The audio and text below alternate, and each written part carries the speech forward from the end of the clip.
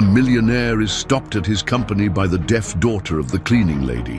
The girl makes a gesture, trying to tell him something, but he doesn't understand. The mother, who saw everything, is left in shock. Hours later, he approaches the maid and asks what her daughter meant. Fearful, she reveals the message, and the powerful man was not prepared for the answer, breaking down in tears. The polished marble of the hallway reflected the cold, impersonal light of the recessed ceiling fixtures, creating a tunnel of silence and order. For Arthur Sterling, that silence was the soundtrack to his success.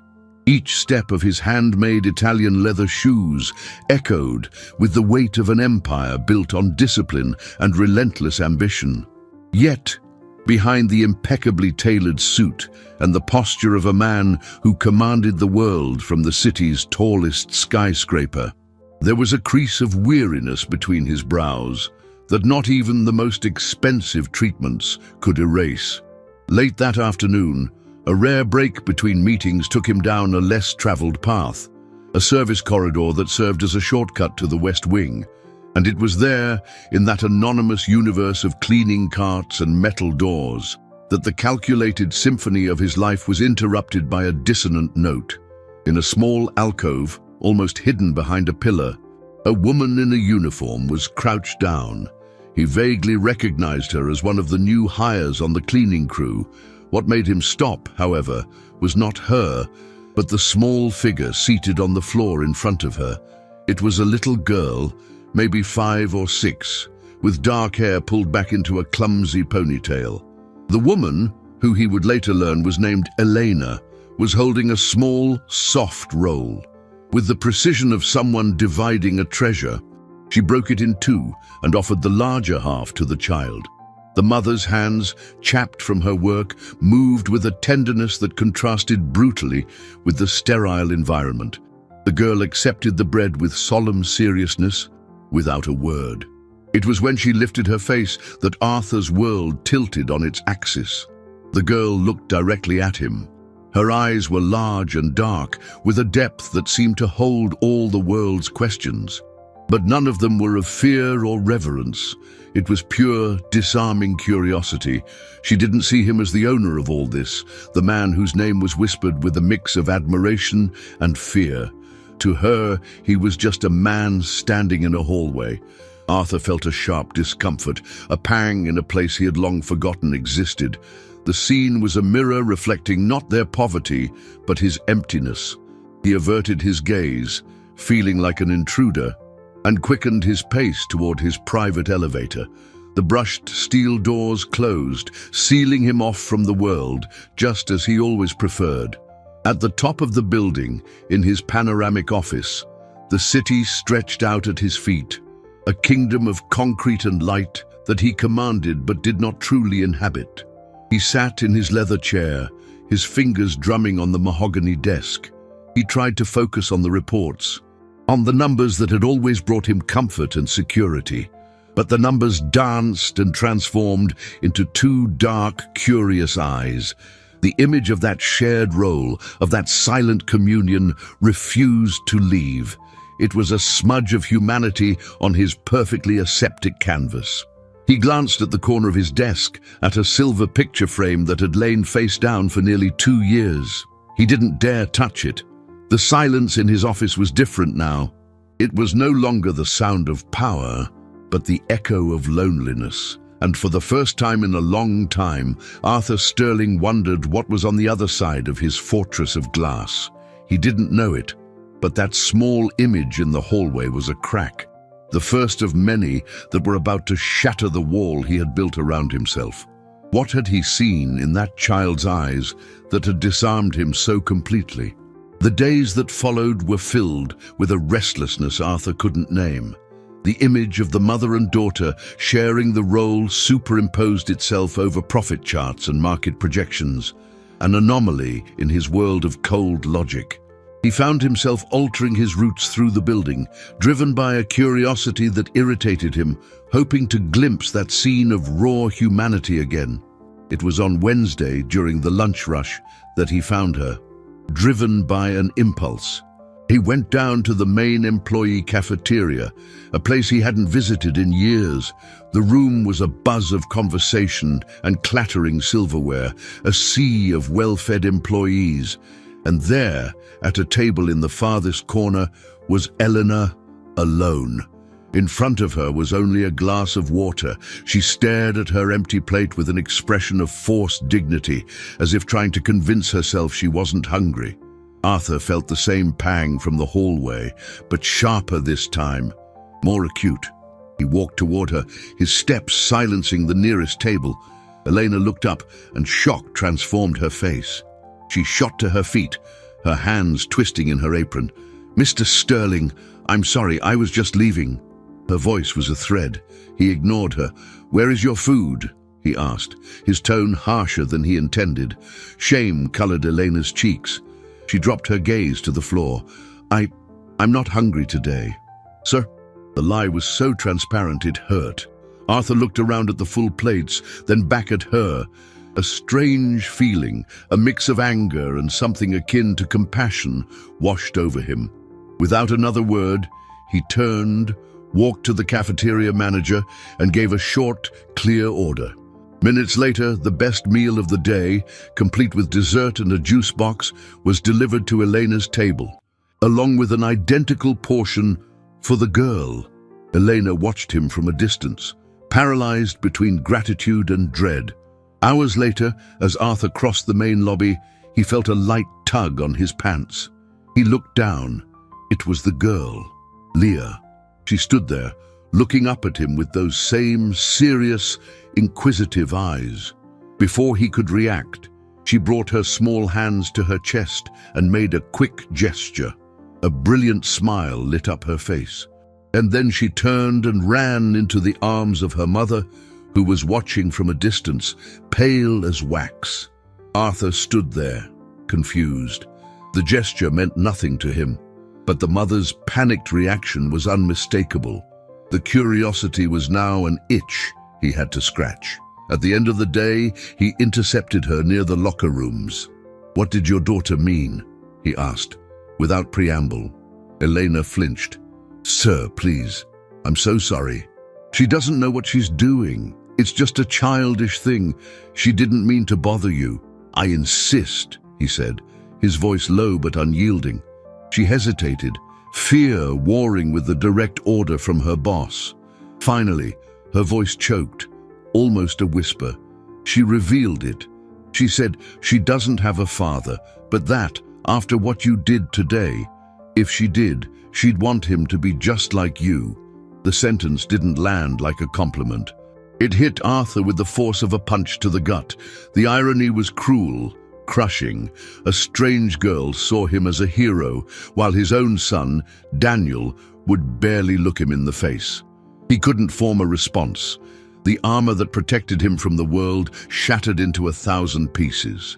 He just turned, his back rigid, and walked toward his elevator.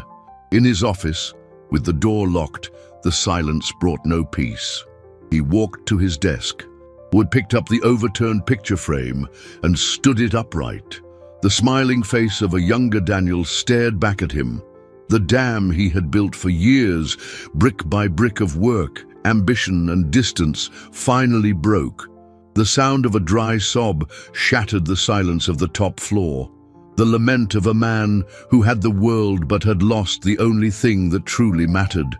The interaction in the lobby did not have just two witnesses. From the shadow of a granite column, a third pair of eyes was watching. Rick Connolly, junior partner and second in command at Sterling Corp, saw everything. Where Arthur saw a puzzle, Rick saw an opportunity. He observed the girl's touch, the confusion on his boss's face, and most telling of all, the mother's terrified pallor. To Rick's cynical and ambitious mind, the scene contained no innocence. He had been Arthur's shadow for 15 years, the man of spreadsheets and logistics, while Arthur was the visionary, the face of the company. A corrosive envy, cultivated over years of meetings where his ideas were overshadowed by Arthur's charisma, simmered beneath his loyal facade.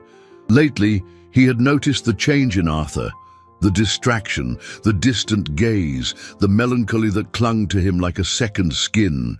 Rick, however, saw not the pain of a man, but a crack in a king's armor. And the scene he had just witnessed was the hammer he needed to widen that crack until everything crumbled. He didn't rush to spread what he saw. Rick was a snake, not a hound. He moved with subtlety. The next day, over coffee with one of the most influential board members, he planted the first seed. "Have you noticed Arthur's a bit distant lately?"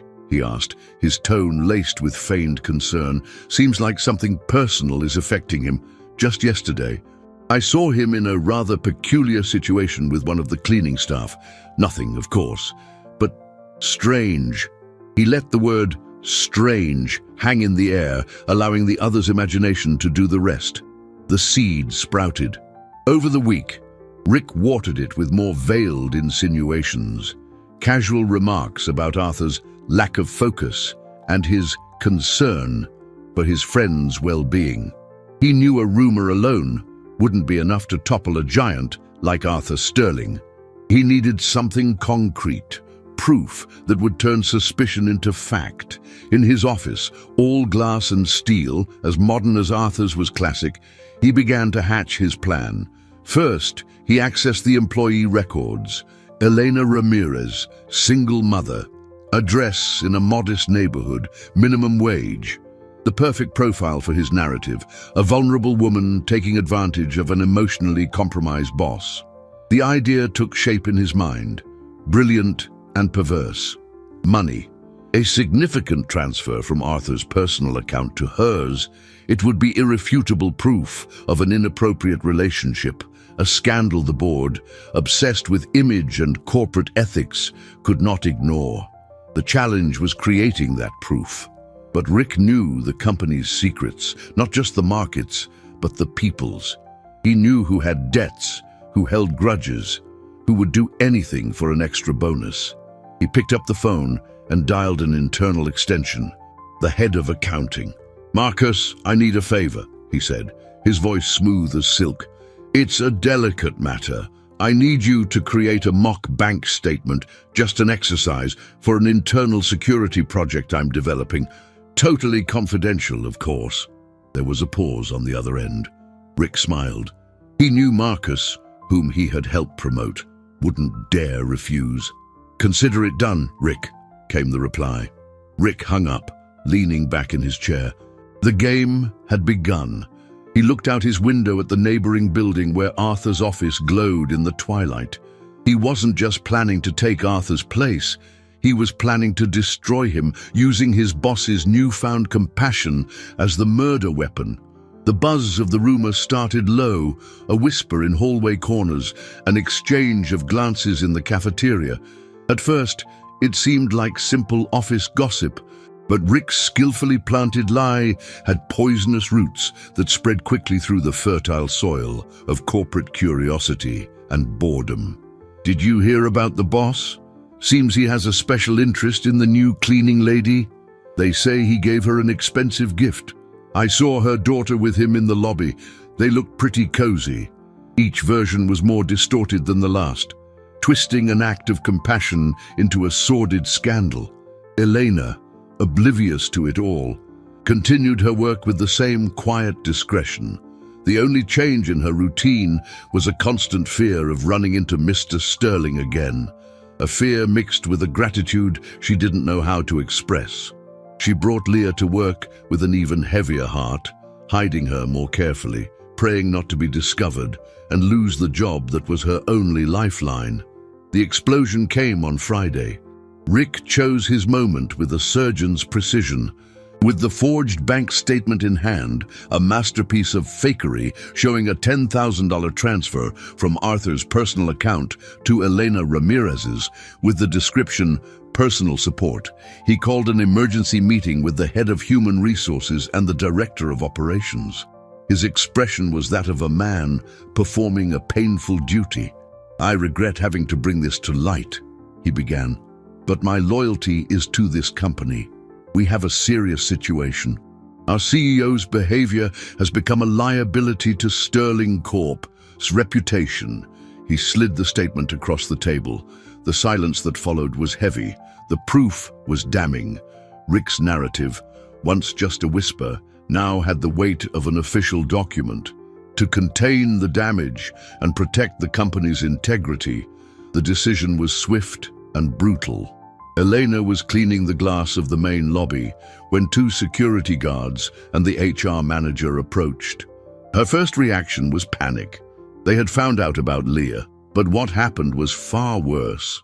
"Ms. Ramirez, please come with us," the manager said, her face an impenetrable mask. "Your employment with this company is terminated, effective immediately." Elena's world spun. What? Why? I didn't do anything. Her voice was a desperate plea. "You are being dismissed for inappropriate conduct and violation of the code of conduct," the woman said, reciting from a script. "Please collect your personal items." The humiliation was public and calculated. She was escorted to the locker room, given 5 minutes to empty her small locker, and then led out of the building under the curious and judgmental stares of dozens of employees. It was rush hour, and the lobby was packed. Every step was agony. No one said a word, but their eyes condemned her. Outside, on the cold sidewalk, she found herself holding a small cardboard box with her few belongings, the city's noise turning into a distant hum. Where was Leah?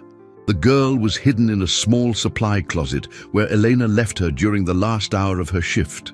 The wave of panic that hit her was stronger than the shame. She had to get back. She tried to re-enter, but the guards blocked her at the door. "I can't. My daughter is in there," she begged, tears finally breaking through her dignity. One of the guards, an older man with a weary look, hesitated. 20 minutes later, one of Elena's co-workers, her face full of pity, brought Leah out by the hand. The confused girl ran to her mother. Elena hugged her tightly, burying her face in her daughter's hair so she wouldn't see her despair.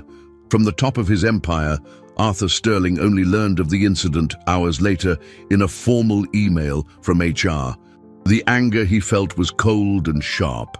He marched to Rick's office, ready to reverse this injustice, but Rick was waiting, calm and prepared, with the fake statement on his desk. "I did what was necessary to protect you and the company, Arthur. The situation got out of hand."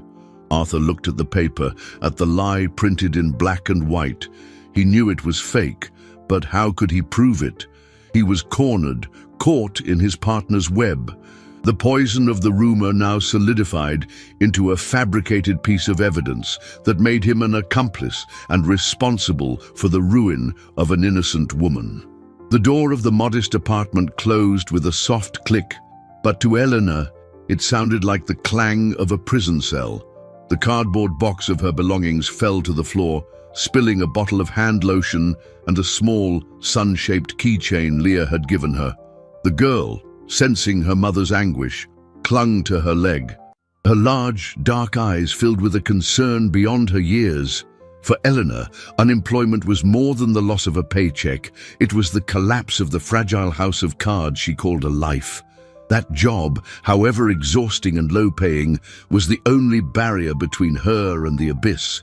It was the rent, the food, Leah's hearing aids, which needed to be replaced soon.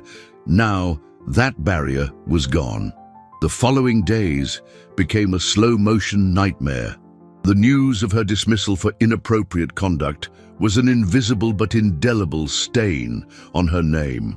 In every job interview she managed to get, the same suspicious look would appear when they got to her previous experience. She tried to explain, to say it was a misunderstanding, but her words sounded weak against the unspoken accusation. The humiliation in the Sterling Corp lobby haunted her. The stares, the whispers, the feeling of being judged and condemned without a trial. The worst part was the helplessness. How do you fight a giant, a rumor you don't even fully understand? Her last paycheck evaporated like water in the desert. First, it was the late utility bill.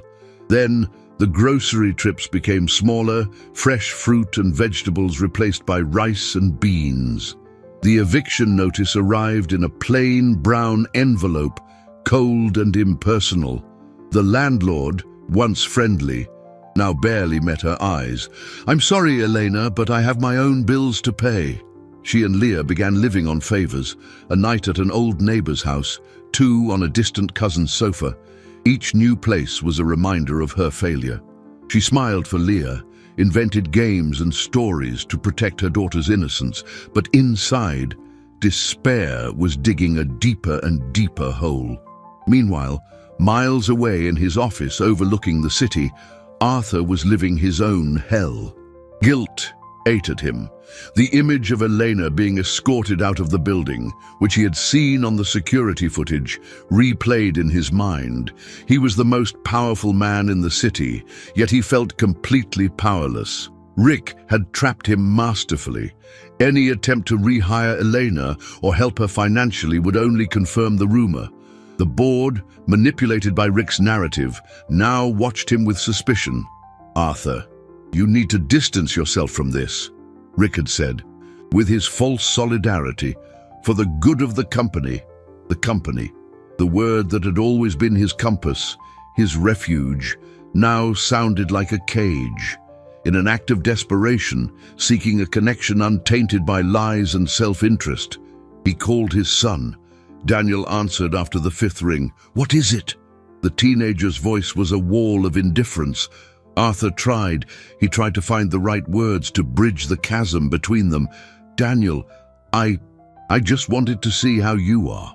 There was a silence on the other end, followed by a short, humorless laugh. "Now you want to know. A little late, don't you think?" "Son, don't call me son." Daniel cut him off, his voice suddenly thick with old pain. "You only call when your perfect world is falling apart. You only care about your company. That's why Mom left you." The line went dead. Arthur held the silent phone, his son's words echoing in his mind. "You only care about your company." The phrase intertwined with Leah's silent message. The innocence of a child had elected him an ideal father, while his own son condemned him for the father he never was. The pain was physical, a pressure in his chest that left him breathless. He looked out the window at the city lights that seemed to mock his loneliness. He had built an empire, but he was losing every battle that mattered. And somewhere in that same city, a mother and her daughter were paying the price for his mistake, a price he felt powerless to repay. The summons for the extraordinary board meeting arrived in Arthur's email like a sentence. The subject: re-evaluation of executive leadership. The words were diplomatic, corporate, but the meaning was crystal clear. Rick had called checkmate. In less than a week, he would use the fabricated scandal to justify removing Arthur from the position he had held for 20 years. The irony was crushing. He would be brought down not by a market miscalculation or a bad business deal, but by a distorted act of kindness. The office, once his sanctuary of power, now felt like a gilded cage. Every object, the awards, the photos with world leaders, the exponential growth charts, was a testament to a success that felt hollow and fragile.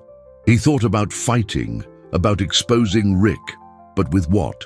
His word against a bank statement and a carefully orchestrated smear campaign. He would be seen as a desperate man trying to save his own skin. The humiliation would be even greater. The conversation with Daniel had broken him in a way no business crisis ever had.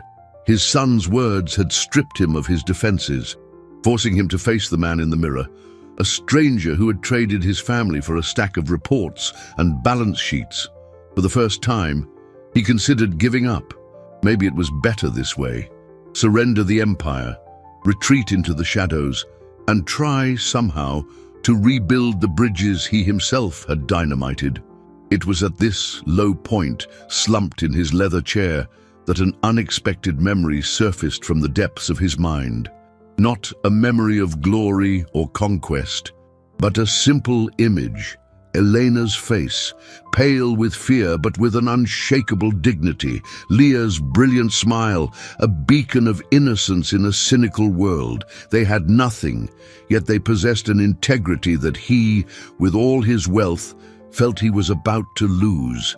To give up would be to validate Rick's lie. It would mean allowing injustice to prevail. It would mean that mother and daughter's suffering had been in vain. A spark of his old fighting spirit reignited. This was no longer about the company, no longer about power. It was about something more fundamental. It was about the truth. He stood up and began to pace, his mind, finally clear of the fog of self-pity, working at full speed. Rick was meticulous, but arrogance was his weakness. He would think himself invincible, certain he had covered every track, but there is always a track. Arthur thought of all the company's systems, every security protocol, and then, like a lightning strike, the memory hit. The Ark. It was the nickname the IT team had given the old security backup system, installed years ago after a catastrophic main server failure. It was a redundant system, expensive and slow, that everyone considered obsolete. With the migration to new cloud servers, the Ark had been all but forgotten, kept active only on a whim of Arthur's, who always believed in having a contingency for the contingency plan. No one would remember it. No one. Except him and a handful of old-timers. One of them was George, the head of security, a quiet, loyal man who had been with him since the beginning. George was old school, distrustful of modern tech, and valued loyalty above all else. Arthur picked up his personal cell, not the company line. "George, I need you. My office, now. And don't mention this to anyone." Half an hour later, the office door opened, and George entered. His face a mask of concern. "Mr. Sterling, what's happened?" Arthur cut him off. "George, do you remember the Ark?" The security chief's face lit up with a flicker of understanding. "The dinosaur in the sub-basement." "Yes, sir. No one's touched it in years." "I need you to access it," Arthur said, his voice firm for the first time in weeks. "I need you to find something for me. Something that might save all of us." The plan was risky. If Rick found out, it would be over. But as he looked into George's loyal eyes, Arthur felt a surge of hope. He was no longer alone in his cage. The fight had just begun, and he wasn't going down without exposing the truth, no matter the cost. The board meeting was in 48 hours. The clock was ticking. The sub-basement of the Sterling building was a labyrinth of ducts and cables, a forgotten world beneath the gleam of the corporate empire. The air was cold and smelled of dust and ozone. There, in a locked, climate-controlled room, sat the Ark. A row of old servers hummed softly, their lights blinking in a slow, steady rhythm, like a sleeping heart. For Arthur and George, that room became their secret headquarters. While the rest of the building slept, they dove into terabytes of old data. The work was excruciating. The system's interface was archaic, the commands were slow, and every search took an eternity to process. George, with his methodical patience, navigated the logs, while Arthur, fueled by coffee and adrenaline, tried to connect the pieces of the puzzle. "Rick is smart," George muttered, his eyes fixed on the green and black screen. He wouldn't have used his own computer. He would have used a public terminal, one that couldn't be traced back to him. But he would need administrator access to create a document with the official look of the bank, Arthur countered. "Be that access is restricted, and every use, even on shared terminals, leaves a log." The first night of searching yielded nothing. Frustration began to set in. Time was their greatest enemy. The board meeting loomed like a storm on the horizon. Arthur glanced at the clock. 4 a.m. His mind was fuzzy with exhaustion, but the image of Leah, offering him an innocent smile, kept him going. "Let's try a different way," Arthur said, his voice hoarse. Let's not search for Rick's login. Let's search for the file's creation, the statement, There has to be a record of when a file with that name or format was generated on any computer in the network. It was the turning point. George adjusted the search parameters, filtering by date and file type. The machine hummed, processing the new order. The hours crawled by. The sun began to rise, painting the sky orange and purple, but in the windowless bunker, time seemed to stand still, and then it happened. A single log entry blinked on the screen. A PDF file named Trans-as-Ur PDF was created at 8:17 p.m. on the night of the scandal. The terminal used was in the 34th floor conference room, a floor rarely used, under maintenance that week, and the access login was that of Marcus, the head of accounting. Arthur felt a chill. It was the missing piece. Rick wouldn't get his hands dirty. He had used a scapegoat, coercing a subordinate to do the dirty work. But the Ark recorded more than just logins. It recorded everything. George, his fingers nimble, dug deeper into the search, and they found what they needed. The Ark's backup system didn't just save the files, but also the security camera footage, synced to every network activity log. Arthur's heart hammered against his ribs. They opened the video file corresponding to the exact time of the log entry. The image was grainy, black and white, but unmistakable. The 34th floor hallway camera showed a figure entering the conference room. It wasn't Marcus. It was Rick Connolly.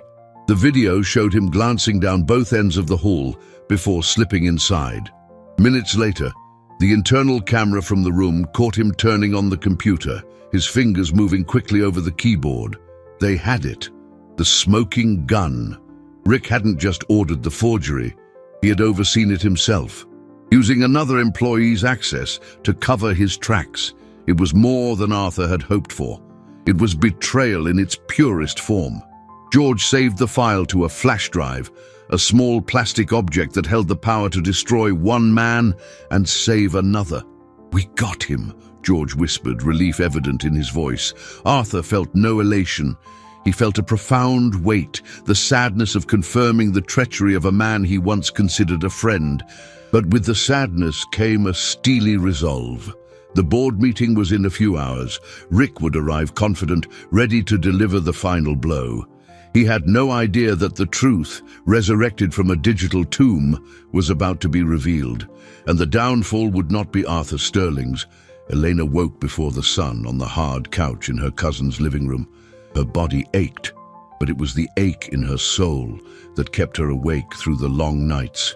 Beside her, Leah slept peacefully, oblivious to the storm engulfing her mother's world. Looking at her daughter was both her strength and her greatest anguish. How could she fail this small, dependent being? That morning, she had her last scheduled interview at a small cleaning company on the other side of town. It was her last hope. The money her cousin had lent her was barely enough for the bus fare. She put on her best clothes, a simple but clean blouse, and tied her hair back neatly. "Mommy has to go out for a little while, my angel," she signed to Leah, who had just woken up. "You stay here with your aunt, okay? And be a good girl." Leah nodded, her eyes sleepy, and hugged her mother's legs tightly. The bus ride was long and uncomfortable. At every stop, more people crowded on, pressing her against the window. Outside, the city rushed by, indifferent to her drama. Tall, imposing buildings, like the Sterling Corporate Tower, scraped the sky, reminders of a world she no longer belonged to. The interview address was in an old, run-down commercial building. The interviewer, a middle-aged man with a tired look, scanned her resume with disinterest. "So, Sterling Corp," he said, the company name hanging in the air. "Why'd you leave?" Elena took a deep breath, rehearsing the answer she had practiced so many times. "There were personnel cuts, Kisa. A restructuring." The man peered at her over his glasses. "Funny. A buddy of mine works there. He told me a cleaner got fired for other reasons." The humiliation hit her like a slap. The poison of Rick's lie had spread further than she could have imagined. "That's not true," she whispered, her voice breaking. "It was a mistake." The man shrugged. Maybe so, but we can't take the risk. Thanks for your time. Elena walked out of the office feeling hollowed out. On the street, the morning sun felt too bright, the car horns too loud. She walked aimlessly, the tears she had held back for so long finally streaming down her face. There was nowhere left to go. There was no hope left. She sat on a park bench, her head in her hands, her body shaking with silent sobs. Meanwhile, in his office, Arthur prepared for the battle of his life. The flash drive was secure in his pocket. He didn't feel nervous, just a cold clarity. He reread the speech he'd prepared during the night. It wasn't a defense, but an indictment. Yet, amidst the strategy and the anger, his thoughts turned to Elena and Leah. Saving his company was important, but what about them? The injustice they had suffered wouldn't be erased by Rick's dismissal. They were the true victims, pawns in a power game they hadn't chosen. Victory would be empty if their restoration wasn't complete. He looked at his phone. For a moment, he thought of calling Daniel. He wanted to tell his son, wanted him to see that his father wasn't just the cold businessman he thought. But he stopped himself. Words wouldn't be enough, only actions. And the first action was to clear an innocent woman's name. He buzzed his assistant. "Claudia, I need you to find the current address for an Elena Ramirez, the employee who was let go. Use every resource necessary. It's urgent and confidential." The meeting would begin in 1 hour. The board members were already arriving, their faces grim and impassive. Rick walked into the boardroom with a restrained smile, shaking hands, exuding confidence. He looked at Arthur, a glint of triumph in his eyes. Arthur held his gaze, his own face a mask of calm. The stage was set. The curtain was about to rise on the final act. The boardroom was a place where fortunes were made and unmade with the nod of a head. A long, polished oak table dominated the center, surrounded by high-backed leather chairs. Floor-to-ceiling windows offered a panoramic view of the city, a constant reminder of the power contained within these walls. Today, the air was especially thick. The 12 board members were seated, their faces masks of professional neutrality, but the tension was palpable. Rick stood at the head of the table opposite Arthur. The documents that would seal his partner's fate arranged neatly before him. He began to speak, his voice calm and filled with a rehearsed gravity. He spoke of ethics, of brand image, of fiduciary responsibility to the shareholders. He painted a picture of Arthur as a compromised leader, distracted by personal issues that were clouding his judgment and putting Sterling Corp's reputation at risk. And, unfortunately, Rick said, pausing for dramatic effect, we have evidence of behavior that crosses the line of impropriety. He passed around copies of the forged bank statement. A murmur went through the room as the members examined the document. The proof seemed irrefutable, Rick's narrative compelling. Arthur remained silent, watching. He let Rick build his own gallows, knot by knot. He saw the certainty in his eyes turn to arrogance. He saw the looks of disappointment and judgment from the board members turn toward him. When Rick finished, a heavy silence filled the room. The chairman of the board, a respected elder statesman of the business world, cleared his throat. "Arthur, do you have anything to say in your defense?" Arthur rose slowly. He didn't look at the papers, but at each person in the room, one by one. "Yes, I do," he said, his voice firm and clear, ringing in the silence. "What Mr. Connolly has presented to you is, indeed, deeply troubling. A story of deceit, manipulation, and an abuse of power. But he has made one crucial mistake. He's miscast the protagonist." He walked to the large projection screen on the wall. "What you've seen is a work of fiction. Now, allow me to show you the truth."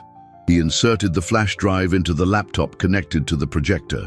The room dimmed slightly, and the screen came to life. First, he displayed the log from the Ark, highlighting the PDF file's creation, the timestamp, and the terminal used. "This is the creation log for the document you hold in your hands," he explained. "Generated not from a bank, but from a computer on our 34th floor, using the login of one of our department heads." Confusion began to dawn on the board members. Faces. Rick had gone pale, a thin sheen of sweat on his forehead. He opened his mouth to protest, but Arthur held up a hand. "I'm not finished." He pressed play on the video. The grainy black and white image filled the screen, the empty hallway, the conference room door, and then the unmistakable figure of Rick Connolly, glancing furtively both ways before entering the room. Arthur switched to the internal camera. Rick, seated at the computer, the screen's glow illuminating his focused face. The coup de grace. "As you all know," Arthur continued, as the video played on a silent loop, "our old backup system, the Arc, syncs all network activity logs with security camera footage, a security measure Mr. Connolly seems to have forgotten." The silence in the room was now deafening. All eyes were fixed on Rick, whose face had gone from white to a sickly green. The arrogance had vanished, replaced by the raw, unchecked panic of a man caught in his own trap. It's doctored." "A fake," Rick stammered, shooting to his feet, his chair scraping loudly against the floor. But no one was looking at him with anything but contempt. The betrayal was right there, on the screen, for all to see. Arthur's victory was total. He had saved his company, exposed the traitor. But looking at Rick's pathetic figure, he felt no triumph, only a profound weariness. The real challenge, he knew, was just beginning. Restoring his company's integrity was one thing. Restoring his own was another far more difficult task. Rick's fall was as swift as his calculated rise had been. Exposed and humiliated, he was summarily fired, escorted from the building by the same security guards who, weeks earlier, had removed Elena. Corporate justice had been served, but for Arthur, the victory tasted like ash. The episode had left deep scars on the company's culture and, more importantly, on his own soul. He knew that reversing Rick's action was only the first step. True reparation required more than just fixing an administrative wrong. It required an act of humility and a fundamental change in how he led. His first call after the meeting was to the head of human resources. "I want you to draft a formal apology to Ms.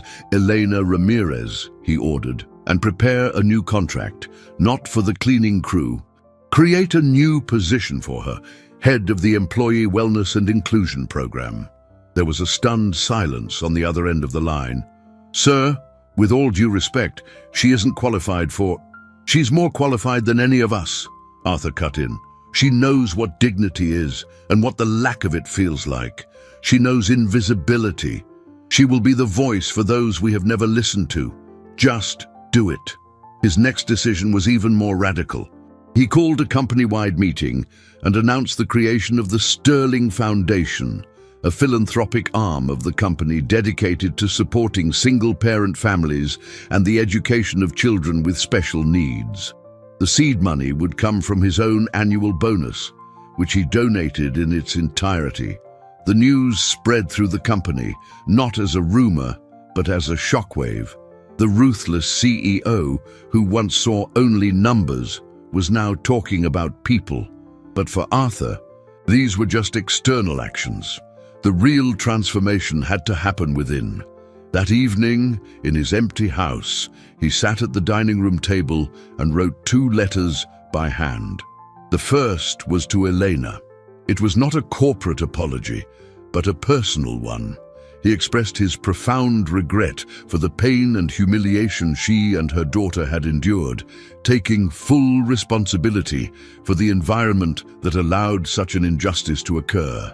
He invited her to return, not out of pity, but because he believed her perspective was essential for the company he now wanted to build. The second letter was to Daniel. It was the hardest thing he had ever written. The words did not come easily. He didn't ask for forgiveness, feeling he didn't deserve it. Instead, he owned his failures. "You were right," he wrote. "I hid behind my work and lost what was most important. I don't know if I can fix what I broke, but I want to try. I want to learn how to be the father you deserve." The next day, Arthur's assistant, Claudia, finally located Elena. She was living temporarily in a small family shelter. Arthur went there himself. He didn't send a driver or a messenger. He drove his own car to a neighborhood he had never visited, feeling like a foreigner in his own city. He found her on a bench in the shelter's small courtyard, watching Leah play with other children. When Elena saw him, her first instinct was fear. She shrank back, bracing for more bad news. Arthur stopped at a respectful distance. He didn't approach her as a boss, but as a man asking for absolution. "Ms. Ramirez," he said, his voice quiet, "I came to deliver this to you personally." He held out the letter. Elena hesitated, then took it. Her eyes scanned the words, and slowly the mask of fear on her face began to dissolve, replaced by a faltering disbelief. She looked up at him, and for the first time he saw not fear or reverence, but a silent question. Was this real? Was it possible that redemption existed, not just for her, but for him too? Leah, who had stopped playing, came over and stood by her mother, looking at Arthur with the same disarming curiosity as that first day. She didn't see the villain or the savior of their story. To her, he was just the man who had once given her food, and who now looked at her mother with a sadness she didn't understand, but which felt, somehow, familiar. Elena's transition from a shamed cleaner to the head of a new department was anything but easy. Returning to Sterling Corp was like walking into an emotional minefield. Some colleagues greeted her with warm smiles and sincere apologies, others with sideways glances, the venom of the rumor still lingering in their minds. There were those who saw her as a hero, a victim who had risen, and those who saw her as an opportunist who had somehow manipulated the CEO. Her new office, though small, had a window and a nameplate on the door. It was more space than she had ever had, and at first she felt like an imposter. The corporate jargon, the meetings, the emails, it was all a new language she had to learn quickly. But what she lacked in administrative experience, she made up for with genuine empathy and a visceral understanding of the needs of the employees, who, like her, were often invisible. Her first project was to overhaul the employee assistance program. She instituted a childcare subsidy, more flexible work hours for parents, and an emergency fund for those facing hardship. Simple ideas, born from her own painful experience, that had an immediate and profound impact. Arthur, for his part, kept a respectful distance, giving her full autonomy. He saw her not as a charity project, but as a valuable partner in rebuilding the company's soul. He watched from afar, learning from her courage and resilience. While Elena's professional life began to flourish, Arthur faced his own challenges at home. After sending the letter, he heard nothing back from Daniel. The days turned into a week of torturous silence. He resisted the urge to call, to force a reaction. For the first time, he understood he needed to give his son space, to respect his pain. The breakthrough came unexpectedly. One Saturday afternoon, the doorbell rang. It was Daniel. He stood on the porch, his backpack slung over one shoulder, his expression unreadable. "Your letter," he said, not stepping inside. "Were you serious?" "Every word," Arthur replied, his heart pounding. Daniel studied him for a long moment. "Mum told me what happened at the company." "About that woman, Elena," Arthur corrected gently. Daniel shrugged, a gesture of indifference that didn't hide the curiosity in his eyes. "Can I come in?" It was the beginning of a slow, delicate reconstruction. They didn't have a single, cathartic conversation. Instead, they found new ground in small gestures. Arthur started going to Daniel's basketball games. He didn't sit in the front row, but found a quiet seat in the bleachers, just watching. Daniel, in turn, began showing up for sporadic weeknight dinners. The conversations were awkward at first, revolving around safe topics like school and sports, but slowly the walls began to come down. One evening, as they were washing dishes, Daniel said, without looking at his father, "I missed you, before everything." The simple, direct confession hit Arthur harder than any accusation. "I missed you too, son," he replied, his voice thick with emotion. "Every single day." Meanwhile, the Sterling Foundation was taking its first steps.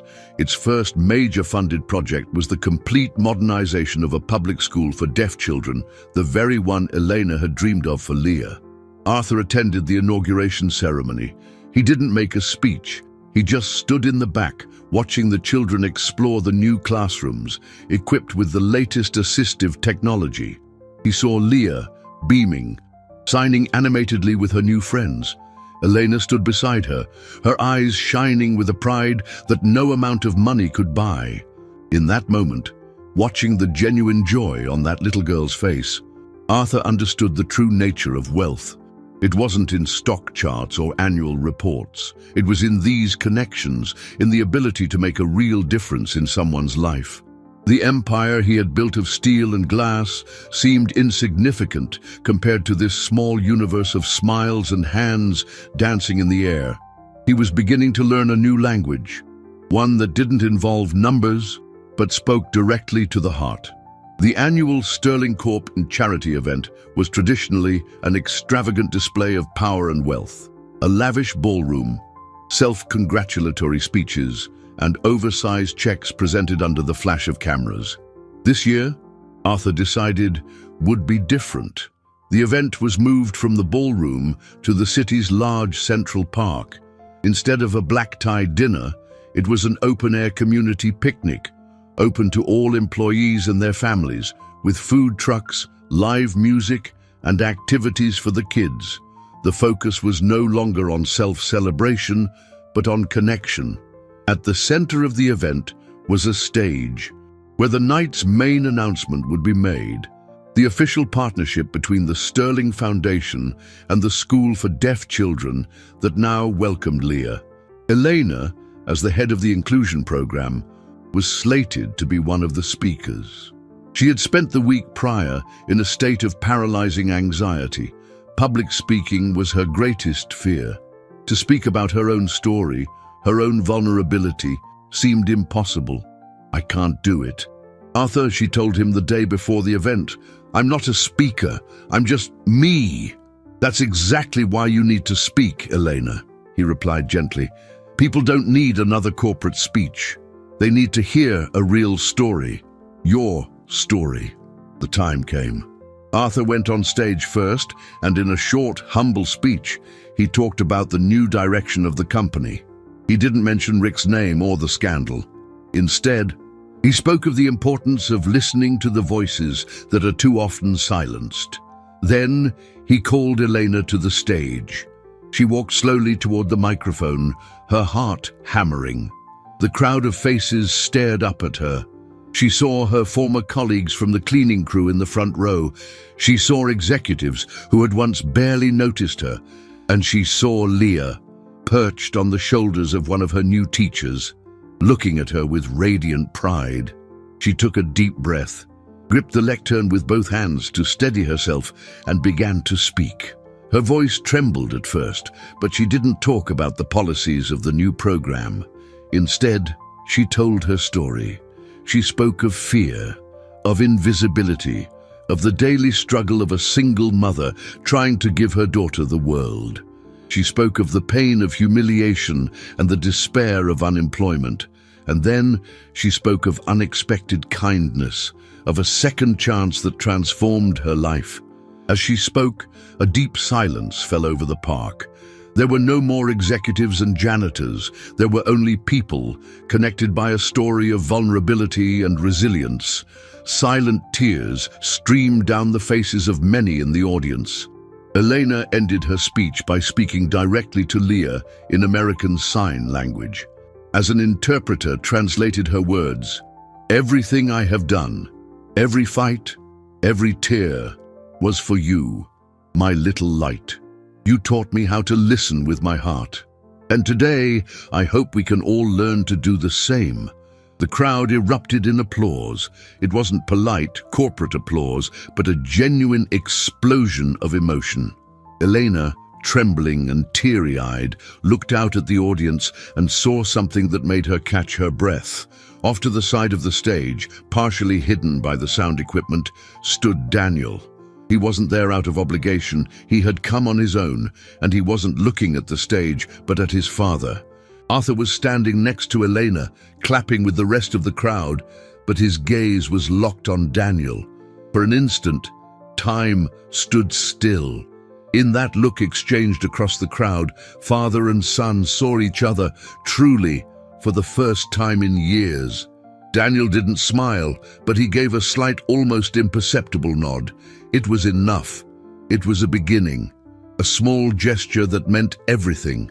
It was an acknowledgement, an acceptance, the beginning of forgiveness. Arthur felt a lump form in his throat. The board's approval, the company's success, all of it paled in comparison to that simple nod. He had spent his life building a legacy of concrete and steel, but in that moment, he realized the only legacy that mattered was the one he was building right there, in that park, under the stars. A legacy of humanity, of second chances, and of the quiet love between a father and a son. After the event in the park, a new atmosphere settled over Sterling Corp.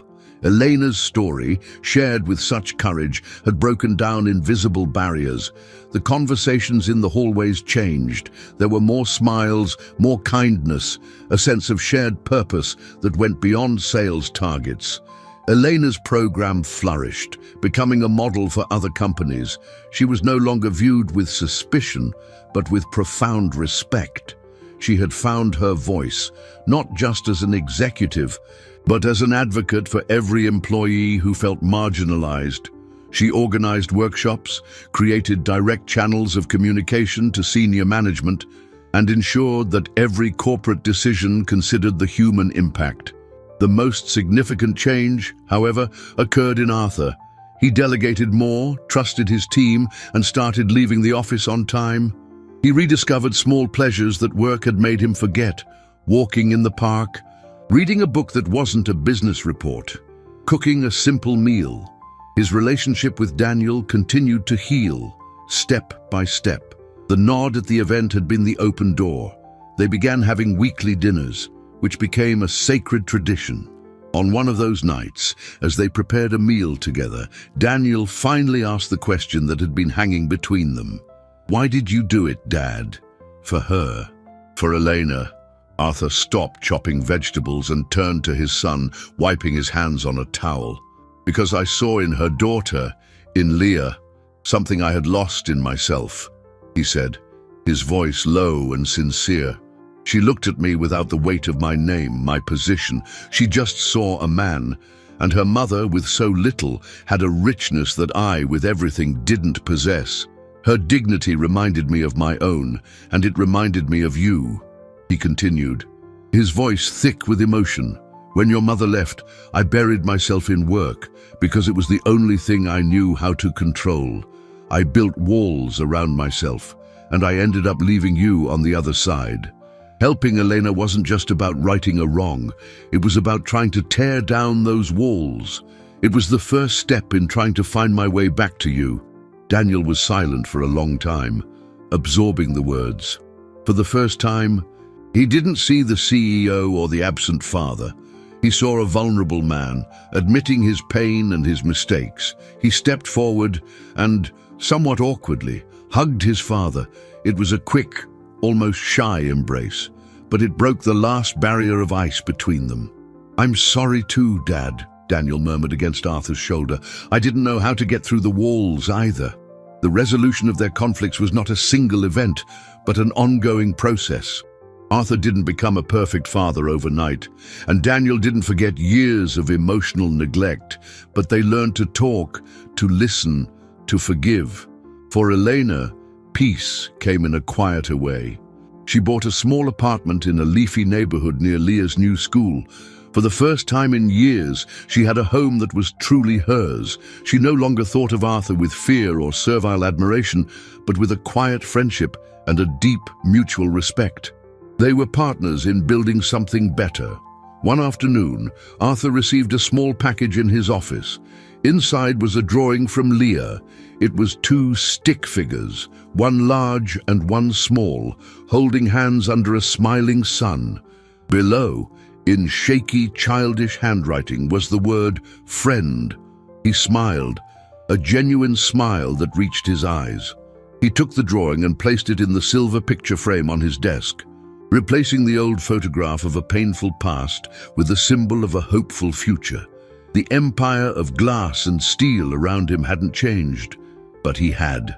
He finally understood that true strength wasn't in commanding, but in connecting.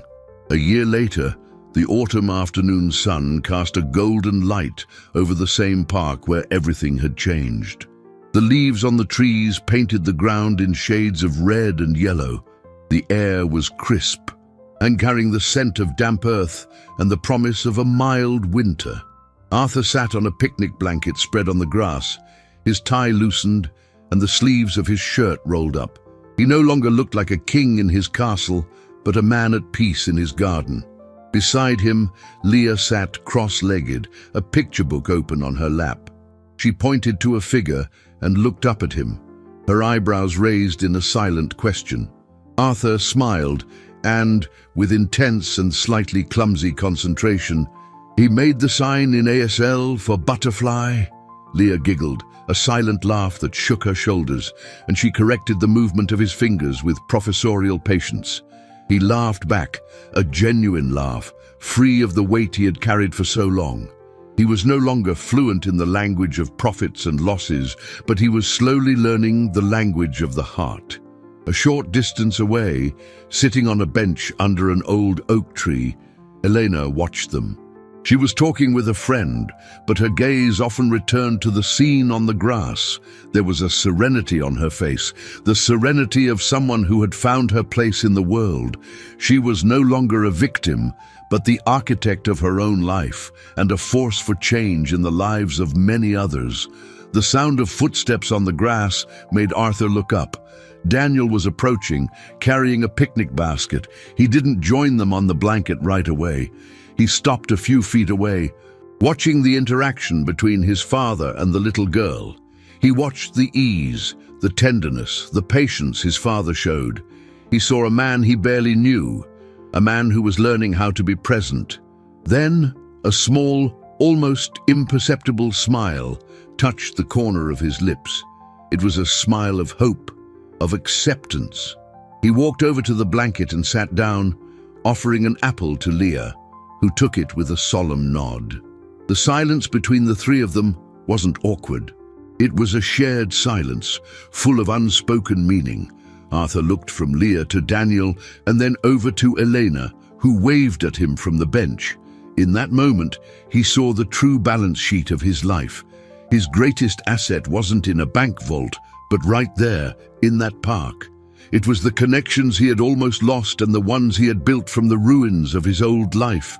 He finally understood that the greatest empire a man could build wasn't measured in square feet or in dollar signs, but in the quality of the human bonds he nurtured. It was a legacy that couldn't be bought or sold, only earned with humility, courage, and an open heart. A little girl's silence had taught him how to hear life's most important melodies. The sun began to set, painting the sky in vibrant colors. Arthur leaned back on the grass, feeling the warmth of the earth beneath him, and for the first time in a very, very long time, he felt completely and unequivocally at home.